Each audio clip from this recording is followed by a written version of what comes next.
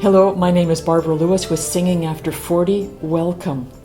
Today I'm going to talk about vibrato. This is an issue that one of my subscribers suggested a couple of weeks ago. Thank you very much for that. I have done in the past a video about tremolo, which is too much vibrato. And in that video, I give an exercise about how to steady your voice, if in fact you find you have too much vibrato.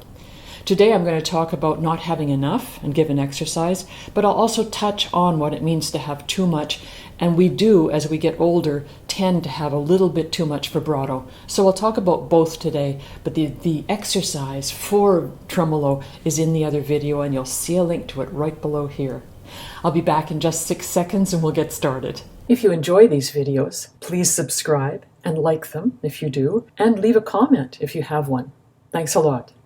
Since this channel is for those singers who are over 40 and 50, 60, 70, even 80, I want to talk about some of the changes that happen in our voices as we get older that affect vibrato. Imagine that there are 60 muscles in here that help to support this small voice box. And as we age, those things change. They can get a little bit atrophied, they can calcify a little bit. Many changes can happen. We can help those changes to be fewer, to be less severe, by continuing to exercise our voices. Vibrato is one of those things that changes. And as we get older, we tend to have more vibrato because things loosen up. That's a simple way of putting it. It's a very complicated area. I'm going to put a picture up here so you can see all of the muscles that are involved in supporting our voice boxes. So you can look at the complexity of it, but know that there are simple things that we can do that tend to help to keep our voices vibrant for longer. Vibrato gives us this lovely fluctuation of sounds so that it warms the sound. And some occasions we certainly want that, other occasions we don't. We don't tend to have it when we sing songs that are kind of fast. There's just not time for there to be those fluctuations. And if we're doing more speechy kinds of songs, then we tend to have much, much less fluctuation. So I'm going to give you an exercise that will help you to gradually develop that vibrato. It's a very famous exercise. It's just moving from one note to another. First of all, slowly, because you want your ear to learn how to do that movement. Let's try it on oo, for instance. We'll also do it on e. So it's very simple. It's ooh,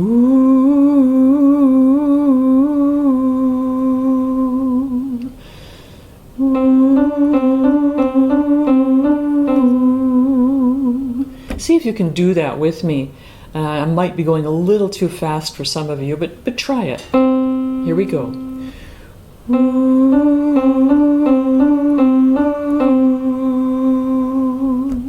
Now the idea is that your ear starts to hear what it is to make that fluctuating sound.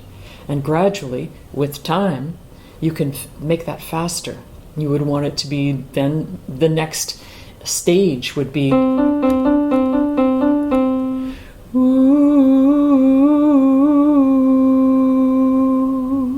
Now I'm doing it in a range where it's very easy for most voices to follow. I'm on middle C, going up to D.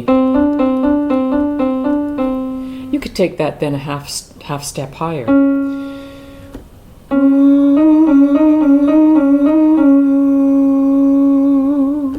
And then a half step higher. But the idea with this early stage of developing vibrato is not to take it high or very low. It's simply to learn how to hear that fluctuation. But let's for a moment go back to this exercise. So on your own, you're going to play and do oo or e. Let's do it on e.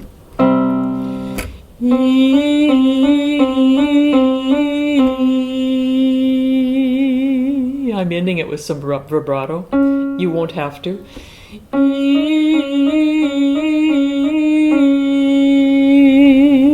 If you can, allow it to kind of fade off into a little bit of more fluctuation.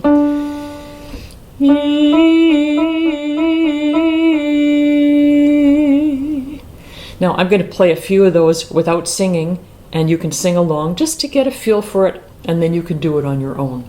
So here we go. E or oo. I'm going to start now. Again.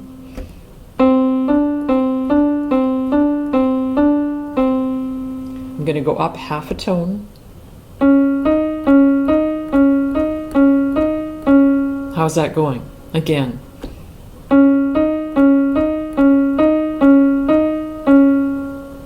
Okay, and you know that over time you're going to speed that up gradually. Speed it up. One more note. I'm doing now D to E. Do it on oo or E. E is easier to hear. It's a narrower vowel.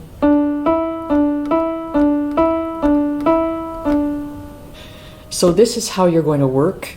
I wouldn't go very high or very low, as I said, because it shouldn't be a struggle. What you're asking your ear is to hear that fluctuation potential, to be able to do it in your throat on slow notes, to gradually speed it up.